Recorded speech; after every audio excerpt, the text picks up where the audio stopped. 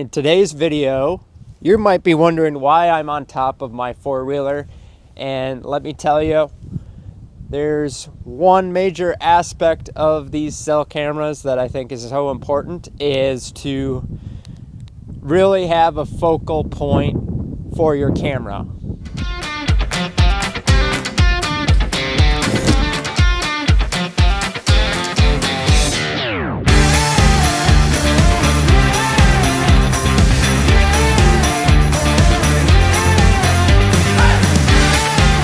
In this video, we are going to dive into how to set up a Spypoint link micro camera to get your best results and to make sure you get consistent pictures in the field. And so I was up on the four-wheeler, and there's a big reason I am doing that is because I'm actually getting up the camera a little higher than I normally would, and the focal point is a big part of that.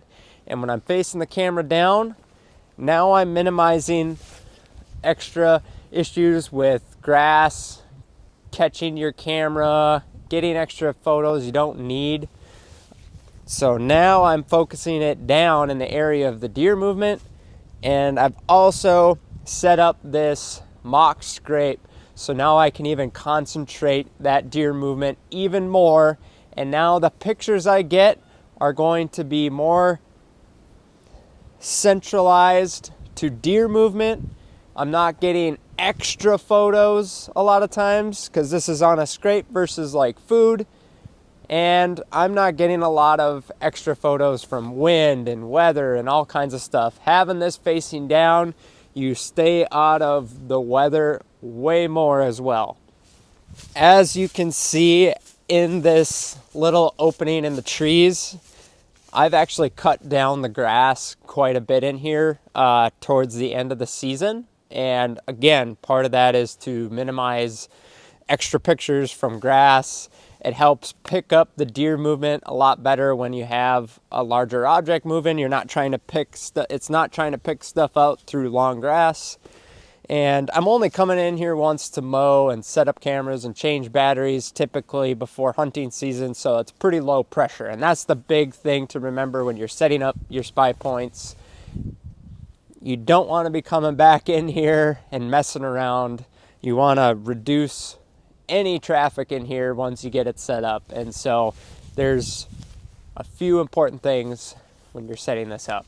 I've just started setting this camera up, and I always do kind of like an angle test on it before I get everything situated, before I turn the camera on and get it going. If I'm taking my focal point and trying to make sure the view of the camera is where the deer are traveling through and where it's going to capture a good image of the deer. So I like to just play around with the angle until I get it right, using fancy number 3, number 4 pieces of wood that you find on the ground. So really easy, nothing fancy. And now we're just about set up on here. I just put it on the tree. It took me just a minute to find a stick and get it positioned pretty close to where I want it. And we're gonna get it turned on. A big thing with having the camera higher up in the tree and angling down to where the deer movement is, you're staying out of the line of sight with those bucks, does, fawns, everything. But really, those mature bucks aren't gonna be looking up, looking at your camera as much because it's out of their line of sight. And that's probably another big tip to get the best results out of these cameras, or any camera in general, is to make sure the deer don't feel pressured by the camera.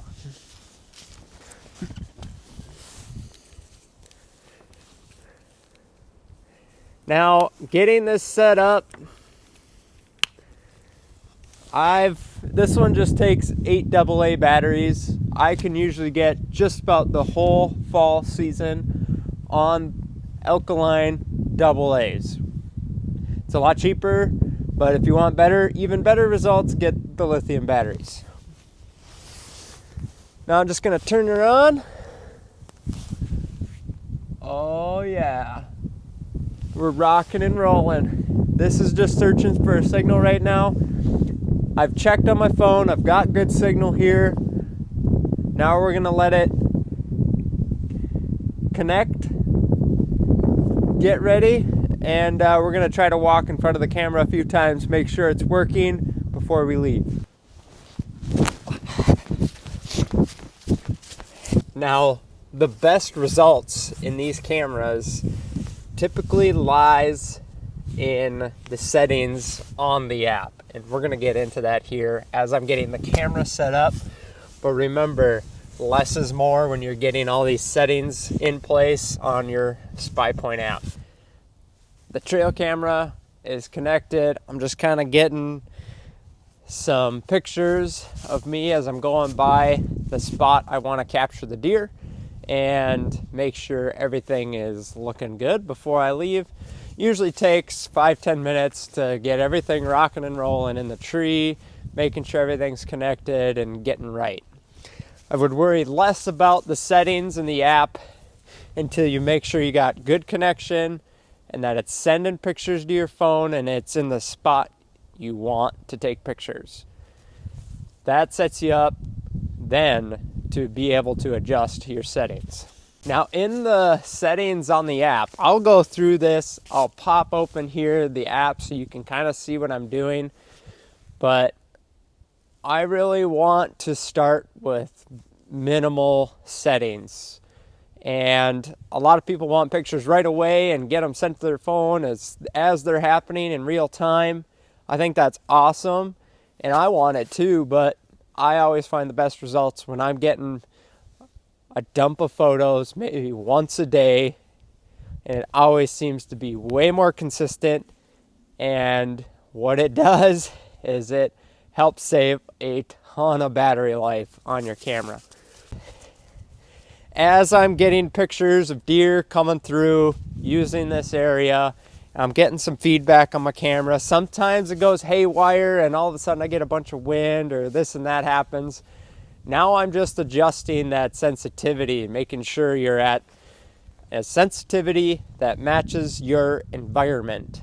And you're gonna have to play around for about a week or so just to get the settings you want that work well, and just make small adjustments as you go.